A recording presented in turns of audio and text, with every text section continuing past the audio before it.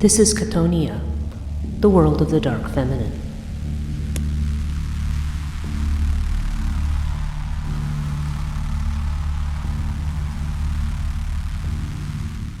Hello, this is Breach Burke.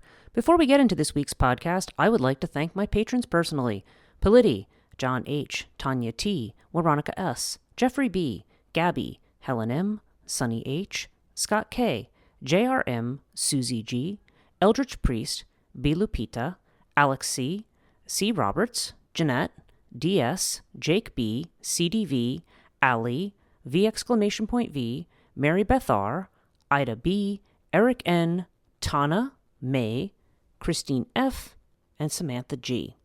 I really appreciate those of you who have joined recently and who have stuck with me over these years. Our community is small, and there's so much I would like to do in terms of providing courses, conversation on the dark feminine, and extra content, so please consider joining at patreon.com/Chthonia. Now on to the podcast. Hello and welcome to Chthonia, the podcast dealing with the dark feminine. I'm Breach Burke, and this week's podcast is actually a little late. Normally I release it to Patreon on Sunday, and I release it to the rest of the world on Monday. I'm actually recording this on Monday, namely because the figure that I am covering today there's so much material I had to pour through and so many connections. I feel like that guy, if you've ever seen that meme of the guy who's standing there and he's got the whiteboard and he's got all this stuff drawn on it and like all these like threads between it, and he's got this really crazy look on his face and he's pointing at it. I feel like that's me in the last few days, because there's just so much material to go through here on this particular deity. And the interesting thing about the subject of today's podcast is that there's probably very little information on her at all. So much that's come up. I've been having some conversations with Sam, who is here on Patreon, and we were talking back and forth because she does a lot of research on Saturn and the cult of Saturn, and so we were exchanging ideas about this and similar things in Roman and Etruscan mythology and also Irish mythology to some degree. And as it turns out, there ended up being a wealth of information that's turned up on the topic. And today's topic is Lua, L-U-A, sometimes known as Lua Mater or Lua Saturni. Now, to contextualize where we're going to go with this podcast, because I've had to have a kind of a very strict outline here as to how I was going to cover it and think about it. Okay, one of the things that we're doing in the Institute for the Study of Feminine Myth for spring 2025, and I'll make my little plug here and encourage you to enroll, because it is a very interesting topic this term, and that has to do with masculine and feminine integration. Now, what I think is interesting here, okay, we spend a lot of time on this podcast talking about the dark feminine, and Lua Saturni or Lua Mater is certainly connected to that energy. But the other thing that I think is worth talking about, and I know that I have talked about it in different places and in different contexts, is what we might call the dark masculine. You could equate some of that with the toxic masculine. But I think it's more about the way in which the masculine becomes, the way in which we see this patriarchal structure develop, that has almost a kind of inflation. Like, it makes me think of the Hindu Rahu, this idea of a head without a body. When you separate heaven and earth, you've got this head that's without a body, and therefore it becomes very inflated. There's like this ego that comes along with it, and this emperor mentality, this sol invictus mentality, right?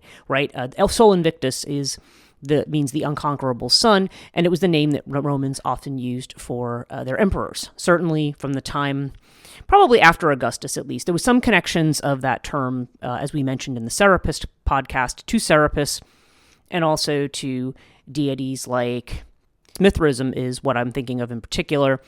That's another place where we see this kind of phrasing that is used, the idea of the unconquerable sun. When you talk about Mithras overcoming the moon bull, or the Chthonia as they call it, there's all kinds of images about the sun as the victor, as the one who is victorious, as the one who is this sort of the one who has the power and has taken over everything and is the ruler of the universe. And that's a certain mythology, okay? A lot of the sun mythology is very positive, but there can be a negative kind of sun mythology. I know certainly some of my fictional works, I haven't published this particular one yet, but talks about the idea of an initially very beneficent sun becoming something that's almost maniacally authoritarian. And this is a theme that can be seen in several places. Now, that's not the exact theme here, but I wanted to kind of contextualize the dark masculine to some degree. It usually operates on its own and to the exclusion of the feminine, which we might think of as connecting to the body at this point. Because remember, I've talked about how when you have a very heaven-focused idea of salvation, that you tend to devalue the earth. And that's probably another way of saying it. So here's how I'm going to approach the story of Lua. I mean, obviously, first we'll talk about who she is. And we're going to talk about all of the associations that she has. Now, she is a figure connected to Etruscan and Roman mythology. She has associations with the god Saturn. She has associations with the god Mars. She has an association with a Roman deity called Robigus, or at least a Roman numen, and we'll talk about what that means. She has a connection to a deity called Angerona, or in the Etruscan Chthonia. She has a connection to the goddess Ops, who's also often equated to some degree with the Greek goddess Rhea, who is the wife of Kronos. Kronos, supposedly the equivalent of Saturn, as we'll see, yes and no. I mean, there are aspects of Saturn that are not necessarily traits of Kronos. And also Consus, who's actually a male deity, but Ops is sometimes considered to be the spouse or consort of Consus. The consort of Consus. Interesting. Anyway, so we're going to talk about that. We are going to talk about an alternate theory of the universe and how the universe came together, which is actually relevant here. And and talking about some of these connections. We're also going to talk a little bit about Saturn as the idea of the dark sun or the black sun, and some of the unfortunate co-opting of that terminology. But again, we're going to try to keep it on track as to what it really originally is meant to be, not the way it has been used. Actually, interestingly, the way it has been used by fascist groups and so forth does represent that dark masculine. So, okay. So let's begin at the beginning, the most sensible place here. Now, Lua Mater or Lua Saturni is a goddess who, again, sometimes associated with being the spouse of Saturn. Okay, sometimes she's considered to be Saturn's wife or consort. At other times, it's been said that no, she is a numen in her own right. Now, numen is a term, we talk now about the numinous. But numen is kind of a word, it's a word bit like mana.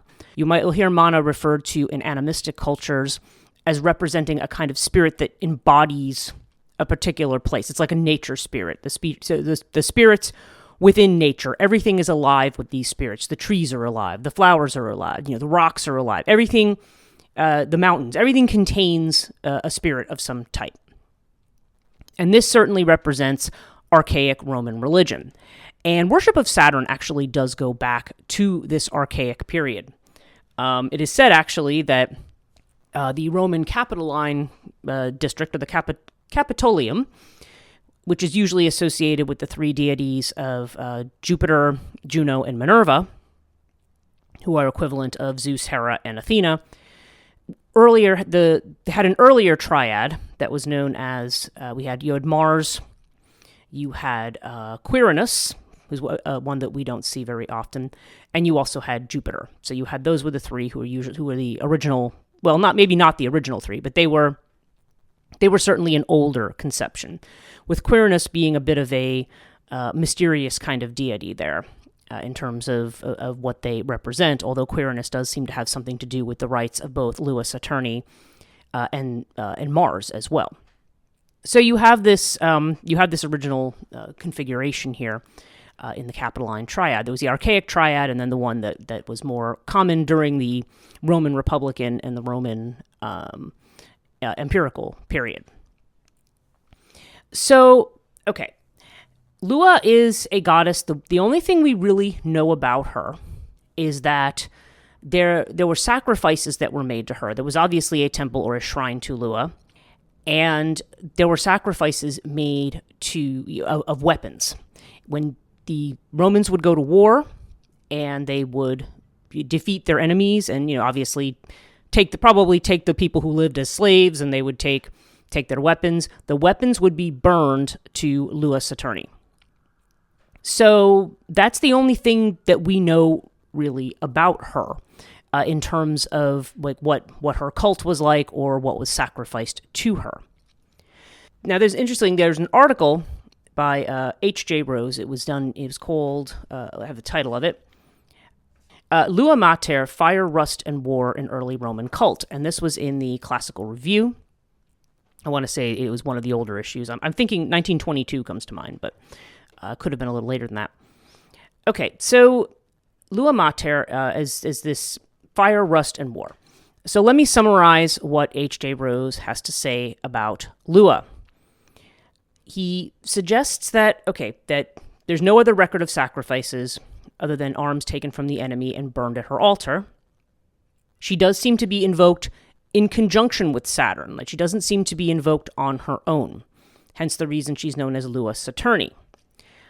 Now, Saturn at this point, we're talking about, is a god of sowing and of agriculture. And you will find that the Roman Mars also has connections to agriculture. They both have to do with with abundance and the growth of life and prosperity and all of that. And I am going to get into the details about what we need to know about Saturn in a little bit. But what he talks about here is the idea that the word lues, L-U-E-S, the Roman word that Lua comes from, Lua or Luam, as Varro uses the accusative word, has to do with a blight. It can be a blight on trees and plants, or it can be a disease or a plague that attacks people. And, now there's an association here. It's just said that Lua tends to be associated with three things. She tends to be associated with, well, first of all, she's associated kind of with the sowing of seeds in some fashion. She tends to be associated with this blight or this plague, particularly on seeds. Okay. And she also tends to be associated with Mars, and also she has some kind of a warlike association as well. So she has this kind of association that's, I want to say almost seems to be largely destructive. And I think, she's invoked in conjunction with Saturn. And the fact that she's evoked in conjunction with Saturn suggests that the way that H.J. Rose conceives of it is he says that Saturn is the one who is able to control Lua Saturni to some degree. So if she's the blight, then Saturn is the one who brings abundance and prosperity, so he is the one who can control the blight. So you make this offering to Lua Saturni, this very martial type offering, but Saturn is the one who you would connect with there in terms of being able to control this energy. Now, to back up for a minute, he associates Lua Saturni with another deity, and that's the first one that I have on my list after Saturn and Mars, and that's Robigus. Now, Robigus is not a very well-known deity, kind of like Quirinus, although Quirinus is probably a little better known. Robigus is an interesting kind of deity because he is associated with rust and associated with blight. And frequently the sacrifice that's made when you're talking about the Robigalia, which is usually celebrated around the 25th of April, is they would sacrifice a red dog. Okay, so this would be a dog, obviously exactly what it sounds like. A dog that was red in color would be sacrificed at this time. Now, the way that H.J. Rose interprets this is he says, there's the blight that shows up on especially the spelt plants at that time looks a lot like rust. And that red color, we do associate that red color with Mars. Additionally, when you talk about arms and weapons, when moisture and humidity gets into the iron can rust, right? When any kind of, anything, so this tends to be something that happens in the summertime, in the heat of the summer sun. So there is a Latin expression that has to do with the way that iron is wasted by fire. I think, the idea that that in other words, the hot summer sun wastes your iron. And iron, of course, is a very valuable technology. When we're talking about Iron Age technologies, this is what weapons are made from. This is and for a military society like Rome, certainly iron is something that's very, very important. So Robigus, interestingly, there's some kind of a play on the name that has to do with Sirius, the dog star.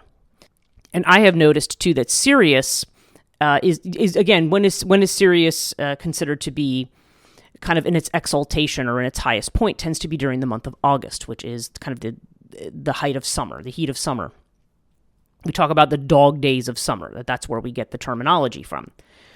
So the idea that they would sacrifice a red dog, after the color of rust, and kind of this play on Sirius. Now, I think Rose says that this is an account that comes from Ovid, and there's certain things about it that he's not entirely sure how accurate some of it is. But nonetheless, so then we can associate, if Lua is the one who can blight the crops, if she's the one who can actually bring it, and if Robigus actually represents the blight itself, then the idea of killing this dog was the idea that it was like this was a symbolic or sympathetic killing of Robigus before he had a chance to destroy the later sacred crop, which was their spelt crop, which was harvested at a later time. And was mostly associated with the cult of Vesta, who is like Hestia. She's the goddess of the hearth and the home in that sense. And interestingly, though, it also makes me think, because I was, in my conversations with Sam, the other thing that came up, which was not in the literature I have here, is that Lua Mater is often considered to be the mother of the Lares, or the household gods. So these are the local family spirits. Interestingly enough, that she is connected to that. And so that gives her somewhat of a connection to Vesta, who is a fire deity. And this kind of Saturn-Mars connection and this idea that what she's doing, whether it be rust on weaponry, whether it be this kind of bringing this kind of plague, or whether it's this rusty blight on the crops, there's almost the idea of burning. That Lua Saturni is associated with burning or fire in some fashion. And that's rather interesting because it makes me think of the Eye of Sekhmet in Egyptian mythology, or the Eye of Ra. Sekhmet is the Eye of Ra. And Sekhmet is a deity, a feminine deity, also associated with the color red. She has a very Kali-like kind of way of behaving. Sekhmet represents that summer sun at its hottest point that can actually burn and destroy crops rather than contribute to their growth. So that is in Irish mythology, that is it's like the Eye of Balor, that the great eye that opens up and burns up everything, burns up the fields. And then when Lu, sends his lightning bolt, this other form of fire, to take the eye out and bring it down, this is almost akin to the thunderstorms that come in and bring the rains and cool the air and bring the time of a successful harvest, right? So we have these kinds of, we're looking at the kind of the personification of these agricultural kinds of energies. And as I've mentioned, both Mars and Saturn have agricultural associations as well as any other associations that they might have. Now, Saturn is interesting here because we often think of Saturn as being equated to Kronos and thus having to do with time. He's frequently pictured holding a scythe in almost the same way that we do with the Grim Reaper or with Father Time. Although in the Roman conception, Saturn is holding a scythe because he has to do with the harvest rather than time per se, though you could probably draw some parallels there because obviously, and I think there's embedded within it this kind of dictum that we don't think about, which is that in order to have life, you have to also have death. So in order to for the plants to grow again, or have them be any kind of nourishment, they have to be harvested and cut down, which really means that they die. When you cut plants down, they die, right? So, but Lua Saturni would be representing them, this kind of force that potentially could destroy the seeds before they have a chance to grow. And again, the manifestation of that. So this is not the Romans trying to, quote unquote, kill off Lua Saturni. what they're trying to kill off is Robigus, this figure that comes who can bring the blight. So this is the way that they would combat that. But I think it's interesting because this gives Lua Saturni, first of all, it connects her to agriculture. It gives her a little bit more of a destructive function, okay, in the way that we have seen with like the harpies and some of these other ones, where they come in and they create a condition that can cause blight. Now, the solar or the fiery aspect, which they connect to rust and the rusting, so this almost Sekhmet-like quality of Lua Saturni, makes me also think of Apollo as a sun god, and the fact that Apollo is associated with bringing plague. Okay, so you definitely see this idea of solar deities that also bring plague, blight, illness, in addition to things like famine and drought. So these are more negative attributes of the sun. And of course, it was the connection that she has to Saturn. It's almost like Saturn is the balancing force of Lua Saturni in this way. And interestingly, I have a note here that the sacrifice of the red dog was done by the flamen of Quirinus. So Quirinus ends up kind of getting involved in this particular ritual as well. And Quirinus is an interesting deity. We're not really quite entirely sure what he was the god of in particular. It seems to be connected to public life to some degree. Quirinus also seems to also be connected to the prosperity of Rome to some degree. A little bit of a mysterious deity, and eventually, like I said, disappears and is replaced in the Capitoline triad with Juno and also with Minerva. So, okay. So we have this aspect of this. So we have this idea of Lewis as representing blight, or Lua as representing blight. So, okay, so we're seeing the rust. Now, the fact that some of these rituals were performed during the months that were sacred to Mars. March is, of course, sacred to Mars. And this festival took place in April. Mars, as we know, appears in the sky as a red planet. And and actually Mars's surface is in fact made up of iron oxide, which is rust. A lot of the red that you see on Mars is actually rust. So it's very interesting, and obviously I don't think the ancient Romans would have known that, although who knows what anybody knew, right? I mean, we don't have any evidence that they knew that. But this idea of this rusty kind of a thing, this iron oxide, which they experienced in their iron weapons, and which they also experienced in terms of this stuff, which is not iron oxide that blights the crops, then that interestingly is connected with what the planet Mars, at least what the surface, is largely made up of. So we have this kind of Mars association here. So what the writers tend to say is, well, what are we to make of Lua Saturni? Because she seems to be connected to Saturn, but she also, in a completely unrelated context, seems to be related to Mars. And I don't know that context is unrelated. I think there's the idea that all these deities are compartmentalized and do separate things is just our way of trying to dissect their functions. I think all of these deities work together. And the reason that you had certain festivals for certain deities throughout the year, this one particular one is in April, the ones in Mars are connected with March. We see other deities connected to Lua Saturni being propitiated in August, was when their festivals are. And then you will see ones connected with Saturn in December around the winter solstice, like the Saturnalia. Okay. So this is the first thing that we see in connection with her. Now, another article that I was actually reading on Lua Mater comes from, it was an article on Saturnian verse. So it was on this idea of, this actually has to do with poetry. Okay, so it's called, let me just find the title of it. This is by Robert E.A. Palmer. Saturn and the Saturnian Verse, and it's from the book entitled Roman Religion and Roman Empire, 5 essays.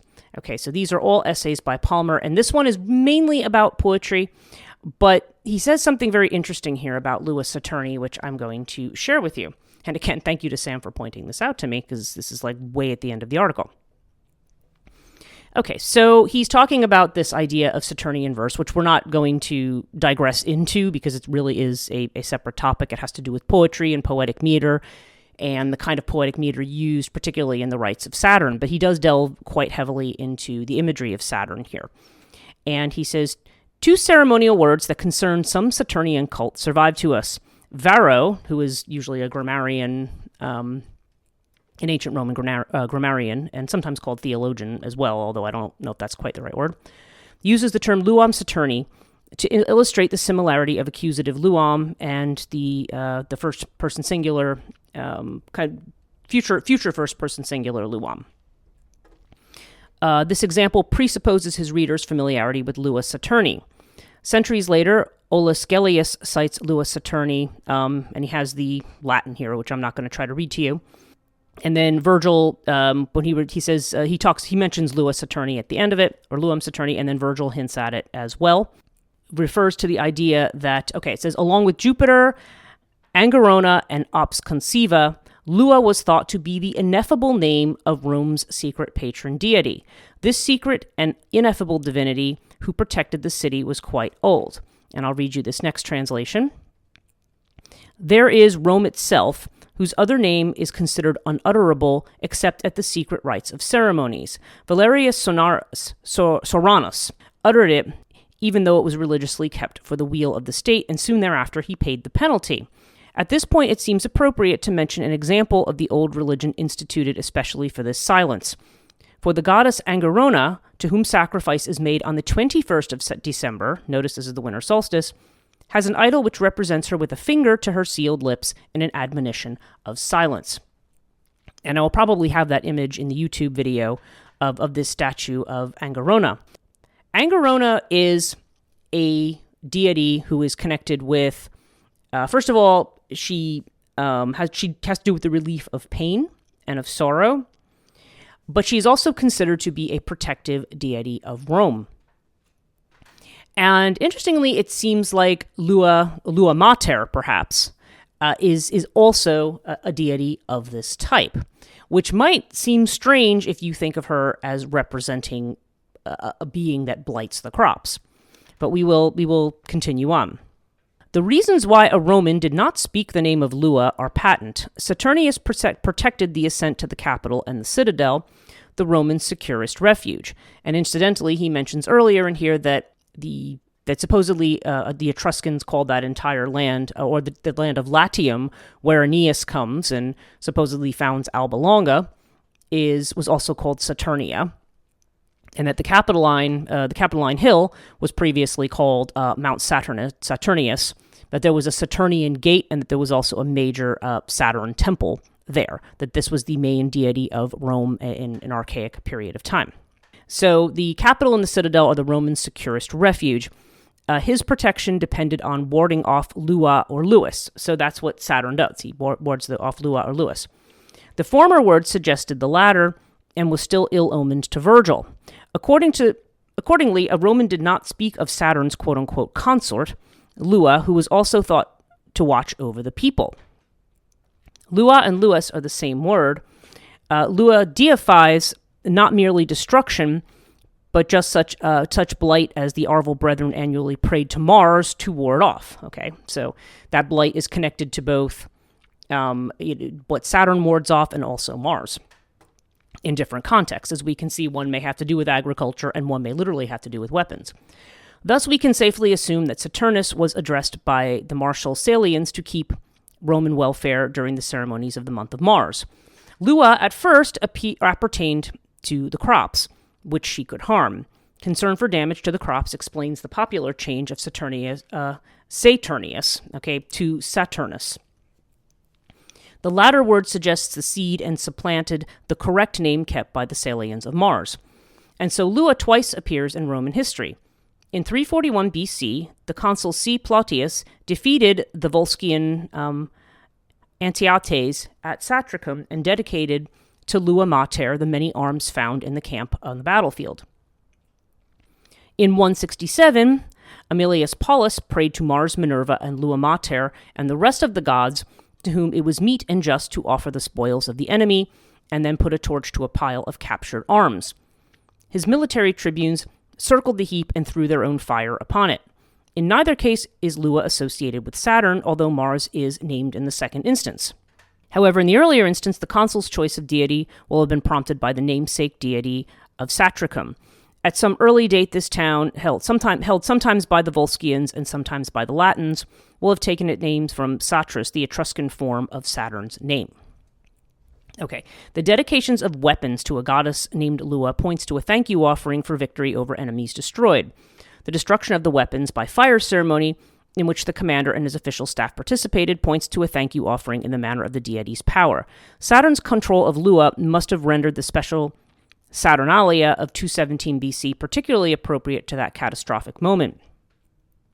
The Romans besought protection against their own destruction by placating Saturn, who was perhaps doubly relevant by virtue of an identification with a Punic god. Okay, so this is interesting. So we have this idea of Lua. Okay, so if she's a protective force in Rome, okay, then the idea would be that burning the weapons to her as a thank you offering, the idea that they were victorious in battle and therefore able to maintain their sovereignty. Because as we know, sometimes goddesses that are associated with agriculture and so forth, especially feminine goddesses, may also be connected with sovereignty, because it's the idea that this is the good land that you have to grow things, and you want to protect it from your enemies, from them looting it or stealing it or using it inappropriately. So we have this. So you could have that kind of protective aspect that implies Lua Mater or Lua Saturni as being a kind of almost like a sovereignty goddess. And I mentioned, I was talking a little bit about Irish mythology and the mythology of the Morrigan and things like that, which again, I'm not going to suggest that these two are connected, but it is interesting that there's almost this protection of Rome and protection of its sovereignty of a goddess who's often associated with something that is ill-omened. Okay, so now Angerona is interesting because she's the one who relieves sorrow and relieves suffering and pain, and she's also a protector in a different sense. Now, is she the same as Lua Saturni? Are they the same deity? Are they connected? It's unclear, but both of them seem to be connected to a secret ineffable name of Rome's real protector. Now, I'm working up to something here, so bear with me here.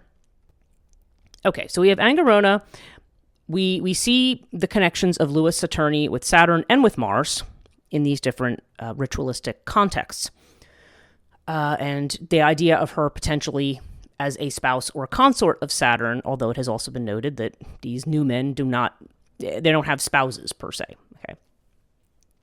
And it does bring to mind another kind of concept that you think of from Hinduism. And again, I'm not trying to suggest that, the Romans copied it from the Hindus or vice versa or anything like that. I don't know that.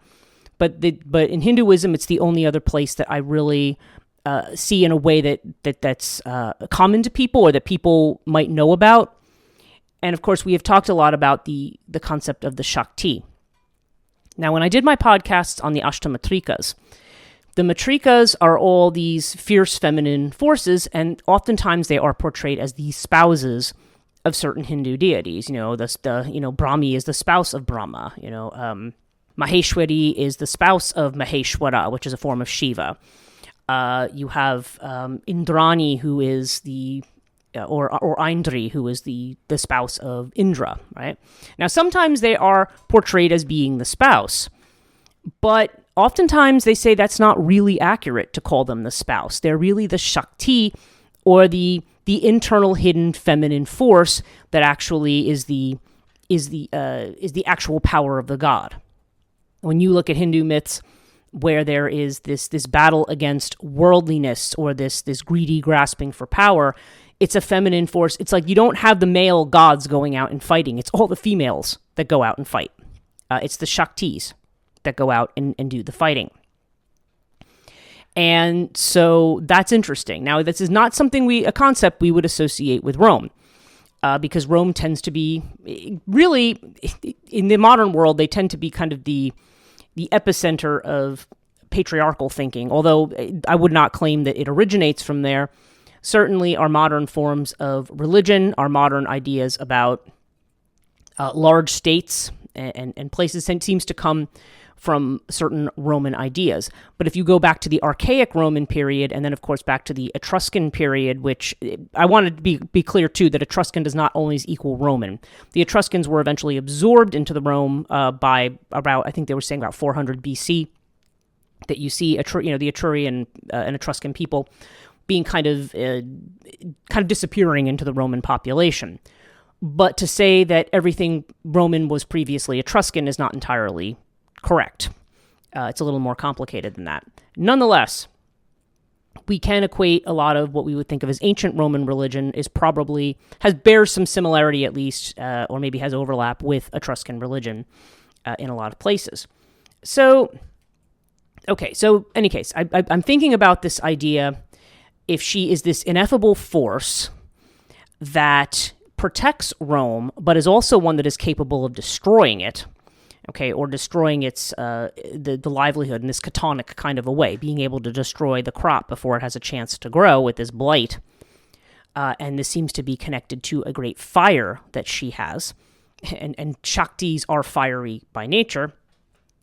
Some of them, I guess, have watery associations, but a lot of them are fiery by nature. Then that kind of sets up something that's kind of interesting here. And she has a name that's not supposed to be spoken. Of course, we're speaking it now, right? But certainly in that city at that time, you were not supposed to speak the name. I also noted that Angerona's name in the Etruscan is Feronia. And I can't help but think that the word pharaoh, this is Feronia. Now, again, they're not necessarily the same language, but the word pharaoh, Ferro, in Latin is the word for iron. And I find that somewhat interesting, although no one is making that etymological connection here. But it did jump out at me while I was reading this. So I haven't looked into the etymology of it, to be honest. Okay, so let's move on to talk about Ops. Now, Ops is a Roman goddess of grain, and she is associated with and her consort is either said to be Saturn or is said to be Consus, who we're also going to talk about. And she's often equated with the Greek goddess Rhea, who is the wife of Kronos in the Greek mythology. She is one of the Titans who is associated with fertility, probably the Titan that predates Demeter as a kind of deity of agriculture and of fertility and abundance. And of course, as we know, it is Rhea who actually ends up sparing, she gets tired of Kronos devouring her children, and so she feeds him a stone and saves the baby Zeus, who would be akin to Jupiter in this system. So she is, she has this kind of connection here. Okay, now I'm just going to read a little bit about Ops from here. In Ops' statues and coins, she's figured sitting down as a Chtonian deity normally does, and she holds a scepter or a corn spray and a cornucopia.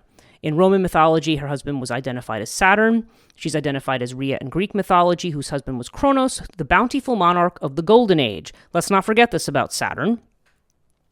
Saturn actually, we often think of Saturn in this kind of dark, almost evil, death-oriented kind of a way of thinking.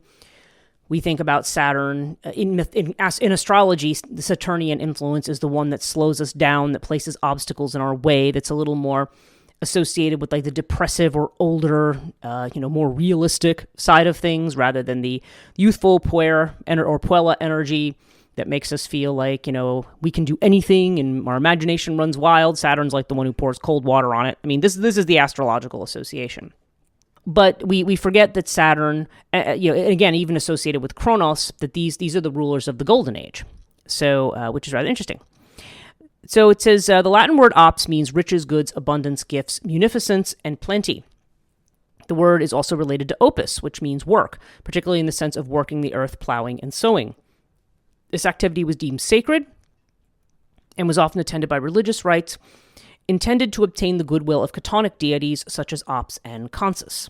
Ops is also related to the Sanskrit word upnus, which means good or property. Okay, so we do actually, I'm saying there's no Hindu connection, and I'm like, well, yeah, maybe there is. You have to go into the linguists. Georges Dumézil, in particular, talks about a lot of the connections between the Indo-European languages, the connections between India and the languages that we see in the Near East. But I'm not qualified to get into that discussion. So, but I will just mention that there, even though we say there's no connection, maybe there is. Okay, so it says the cult of Opis was instituted by Titus Tatius, one of the Sabine kings of Rome. Opis soon became the matron of riches, abundance, and prosperity. Opis had a famous temple in the Capitolium, which, again, on that famous hill and road, Palatine Hill. Originally, a festival took place in Opis's honor on the 10th of August. Additionally, on December 19th, or some say the 9th of December, the Opalia was celebrated. On August 25th, the Opion Civia was held. Opicon Civia was another name used for Opis, indicating when the earth was sown. These festivals also included activities that were called Consualia in honor of Consus, her consort. And it's funny, to use the word consort with Consus, they're related to the same Latin word, so it sounds like you're saying the same thing twice. So this brings us also to Consus. Okay, and again, they're saying the etymology of the word is uncertain. Could be Etruscan, could be Sabine in origin.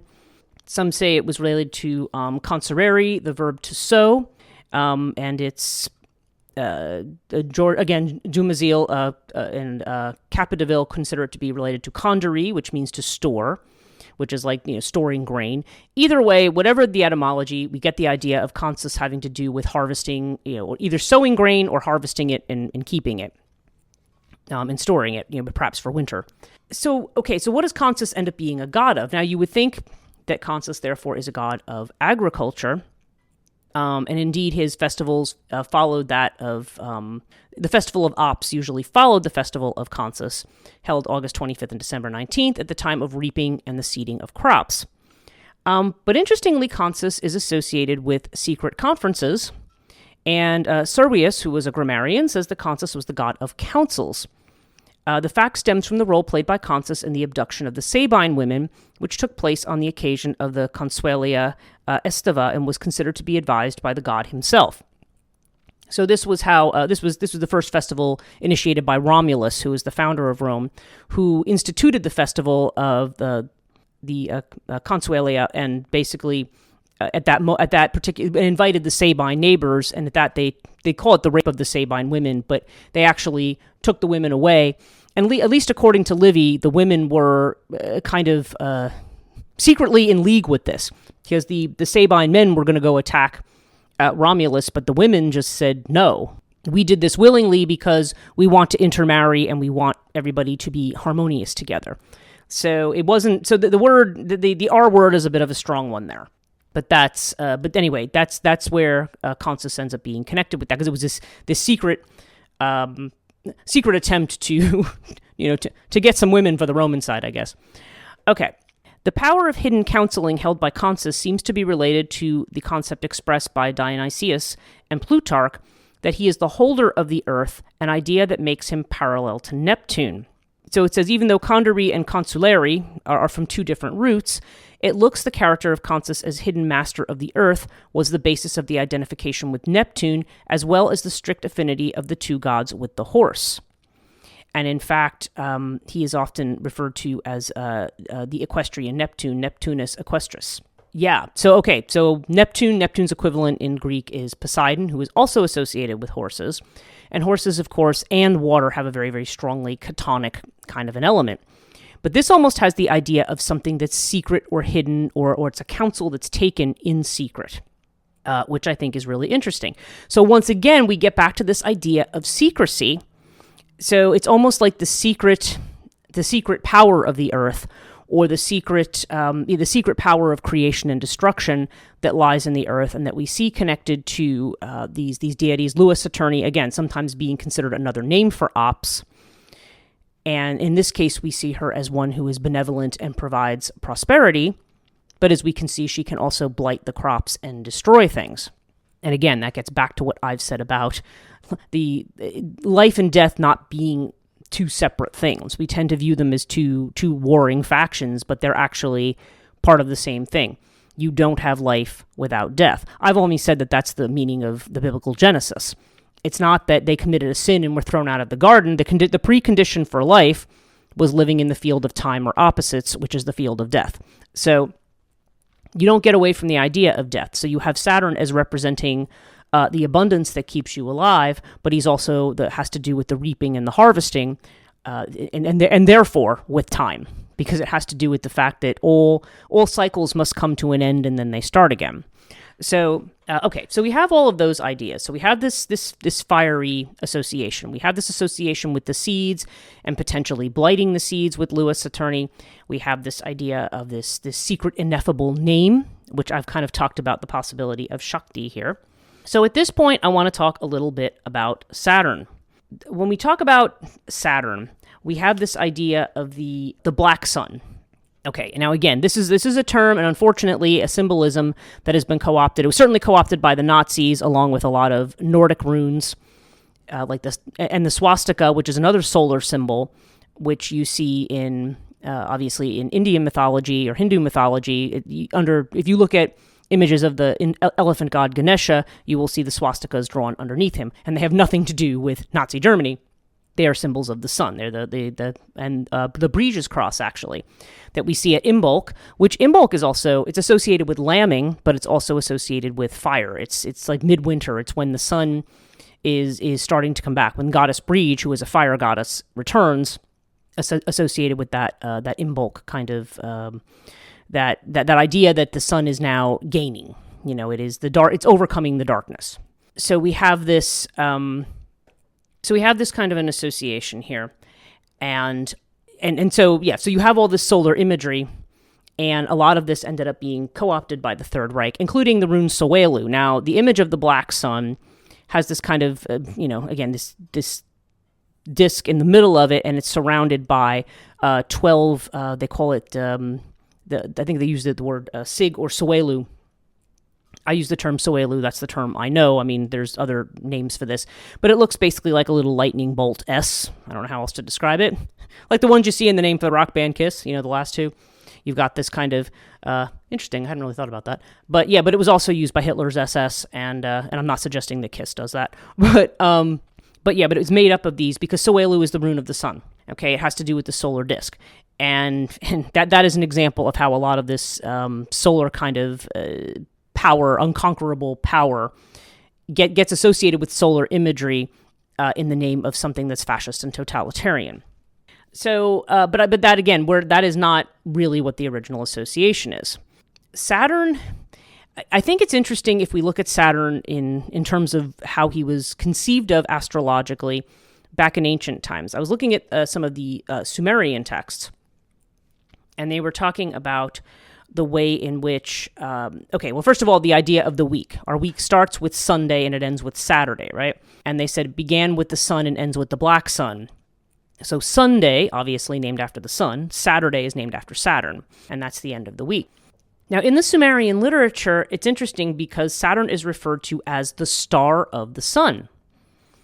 And in the writings from the 13th century BCE, when Saturn appears in the sky close to the moon, they say that there's two stars and then there's the moon in the sky, which sounds rather interesting because they talk about Saturn as coming out at night, so being like the dark sun, and also having a ring around it, because this is kind of the first idea of Saturn as having a ring. And actually the symbol of the ring, they said, is very much connected to Saturn. So even the idea of, I don't know, like the Lord of the Rings, the idea of the 9 rings and the one to bind and rule them, like that's very Saturnian, as is even the idea of wearing wedding rings. I mean, anything that has to do with the mandala or circle certainly has a Saturnian kind of connection, which is kind of interesting because we don't typically think of it that way. And the idea of this, you have like what we think of as the bright sun versus the dark sun, or one that appears in the day and the one that appears in the night. And I think about in Hinduism, again, you have the idea of Surya and Shani. Surya is the name that you have for the sun god, and Shani is the name for Saturn. And in fact, the two of them are brothers. And Shani is very angry with Surya, who he feels has kind of usurped his position, or Shani ends up kind of being banished to these outer edges.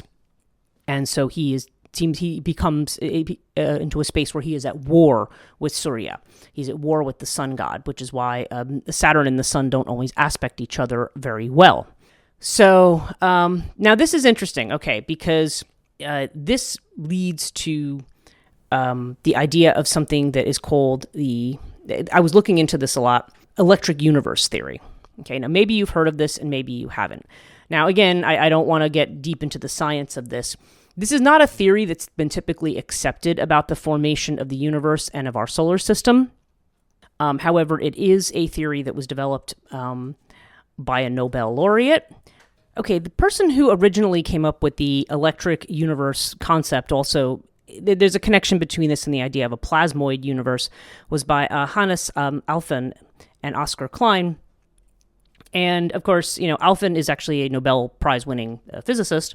And it's the idea that the universe, we assume that the universe is held together by gravitational forces, that the way in which the planets formed and the rotational, axis of everything was by gravity pulling together this stardust and the things from these gas clouds and turning them into planets. And one of the critiques of that theory, there's many things to criticize about that theory. Gravitational forces are actually quite weak. How do you form planets out of gravitational forces? I mean, gravity is obviously a force that acts on us, but as far as it goes, it's actually quite weak. And this theory basically says that when you have these kinds of you have ionized particles that crash into each other, and that these electrical forces, which are probably, at least when you're getting close to our sun, I think they were saying they were at least 700 times more powerful than gravity. The number might actually be higher than that. And that these seem to be the forces that more reasonably might be what could bring together not only gas clouds, but also these clouds of these kind of meteoric rocks and so forth to make what we think of as the rocky planets. Now, I don't want to get into all the particulars of that. There's something known as the Thunderbolt Project, and that is the project that talks about the electric universe theory. So you can always refer to that. There is a whole YouTube channel of videos on this. Now, there's also an equal number of people who are trying to debunk it and say, no, it's not going to work. But to be honest, there is a lot of problems with the current cosmology, especially in terms of trying to figure out what dark matter is. Now that the James Webb Telescope has been discovering a lot of these other kind of objects out farther in space, there's a lot of galaxies and other things that they're finding that don't match the current physics at all. Like none of the numbers add up from any way of determining these measurements of size and density and gravitational force and everything else. There's just a lot that's making physicists now sit here and say, okay, maybe we have to rethink how we're doing this. Now, that does not mean that they're necessarily thinking about the electric universe theory. Okay, so I don't know. I am not qualified in physics to tell you how viable this theory is from what I've seen about it and what's been formulated. And again, the people who formulated it aren't just some, person who woke up and said, hey, I have this great idea. I mean, it's somebody who has some solid science behind it, from what I can tell, and some solid mathematics. And the mathematics actually seem to more accurately reflect things that we found. I think Will Thornton is the name of him. No, Will Thornhill, I think. Thornton or Thornhill, I can't remember. In any case, he's connected with the Thunderbolts Project. And he was talking about when, I think it was the Cassini that had gone past Saturn and was finally looking at Saturn's moons. And Thornhill had said, you know what, you're going to find that Titan's going to be a lot more like Venus, because there was an assumption about what Titan was going to be like. They assumed it was going to be more Earth-like, and that it was going to have a lot of craters and so forth, and they were rather mystified to discover that it is, in fact, very much like the surface of Venus, which is one of the things that's predicted in the electric universe model. So anyway, I'm not going to go down that rabbit hole. But here's the interesting part about this theory for the point of view of our podcast. What was assumed is that when the universe was formed, when our solar system was formed, really, more specifically, that the gas giants formed later. So the outer planets, Jupiter, Saturn, and what we think of as Uranus, Neptune, and then the rockier outer planets like Pluto, or Makemake, or Sirius, not Sirius, well, Eris, which are all out in that realm. And Pluto's the only one I think we kind of recognize, but the other ones are probably about the same size, maybe even be a little bigger. Okay, the theory is that Saturn, or what they call proto-Saturn, was actually a brown dwarf star. Okay, and that a brown dwarf star is going to give off, it's going to be darker, it's going to give off kind of reddish yellowish kind of a light. But it's definitely going to give off a light that if you're a planet circling a brown dwarf, probably the light's going to be more of a reddish kind of a color. And again, now we don't really know enough about that for sure because there's no brown dwarfs within any kind of range that's truly observable in terms of their light. But that is what is presumed about them. And the theory here is that Saturn was actually a brown dwarf star, okay? And that, there was our sun, but then there was also this brown dwarf star. And in this process of formation, the sun itself may have been obscured. We may not have been able to see it. Now, whether it was obscured, I cannot remember exactly if they're saying it was obscured by Jupiter, but nonetheless, one of the interesting things about it was that the Earth, Moon, and Mars all kind of were almost constructed out of the same kind of material, and that the Moon later kind of got grabbed into Earth's, gravitational orbit. But that there was a time when basically from Earth, what you saw, there was Mars and then there was Saturn. And Saturn would have been a lot closer to us at that time because the forces had not yet pushed it back.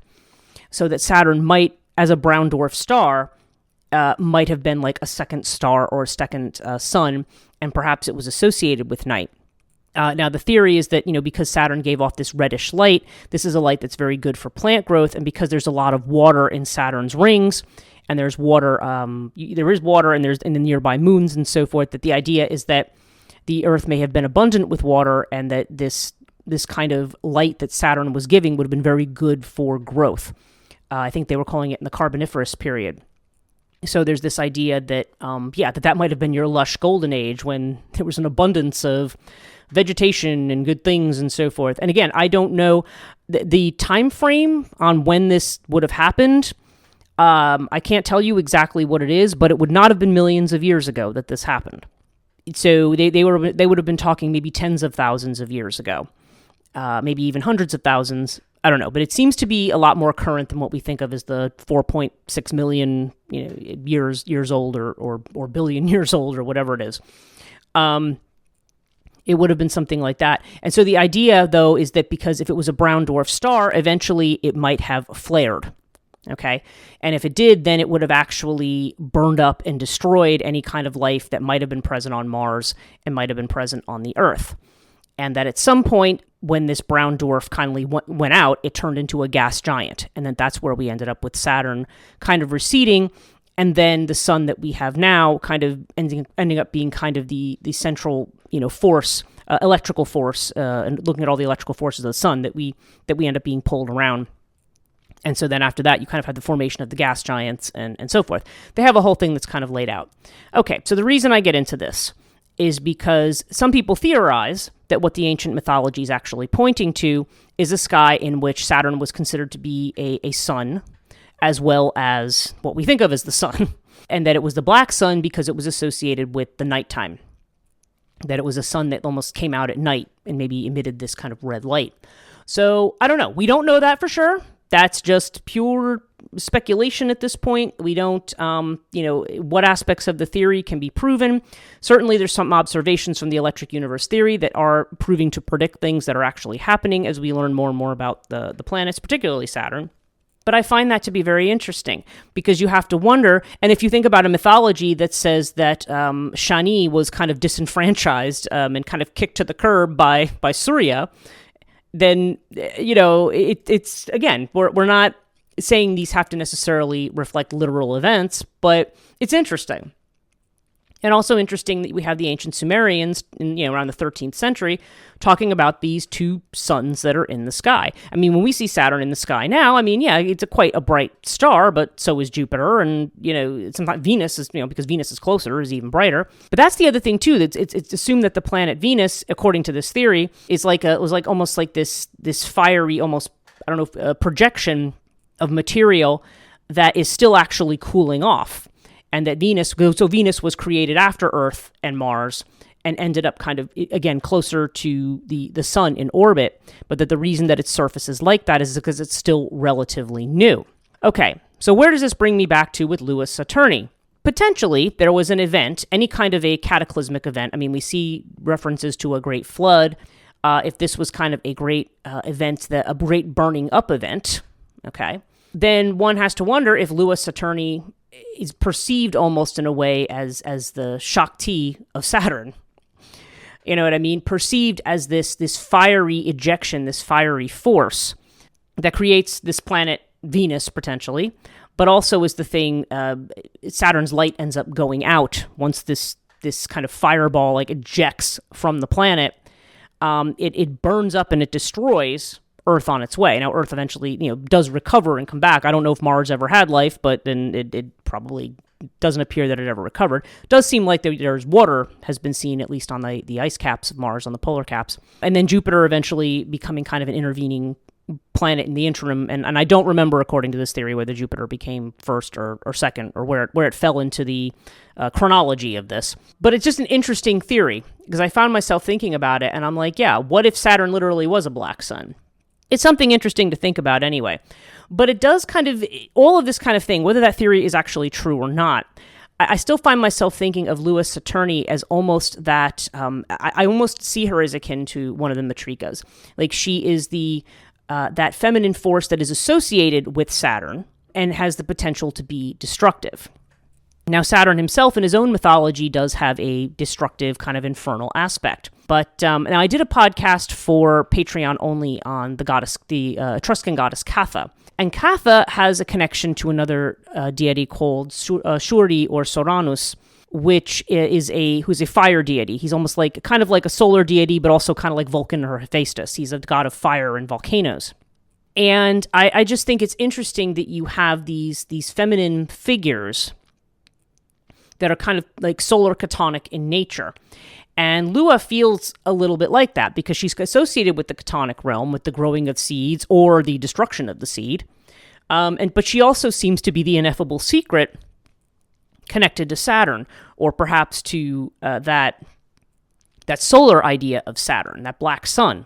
So I find myself looking at that and looking at the kind of collection of deities that seems to be associated with this concept of the sun, but also this kind of warlike martial kind of energy. And again, if we're talking about a system in which the Earth and Mars were the only two that were kind of there, I mean, I don't know. You could see where there could be a potential for that to figure in. But the fact that she is very ferocious in this manner would give her a kind of warlike kind of idea. And if there's this idea that she's this force, this fiery force that ejects out from Saturn, and can be very, very destructive, whether we're talking about that literal event happening or not, or whether or not we are just talking about her as being another Sekhmet, like an Eye of Ra, that comes and almost brings vengeance and can destroy things. They may have seen the blight as a kind of burning up, like in the same way, if it looks rusty, then it's almost like the same rust that's on their iron tools, right, or their iron weapons. So, yeah, so it's interesting. I don't know. That's kind of my thoughts on her. I feel like she's almost like a Shakti of Saturn, for lack of a better term. Rather than, and that's why she is secret and ineffable. She's like, Saturn is the deity that we see and that we assume is the one who is providing the elements of the golden age, providing the abundance and the fruitfulness and the balance of life and death.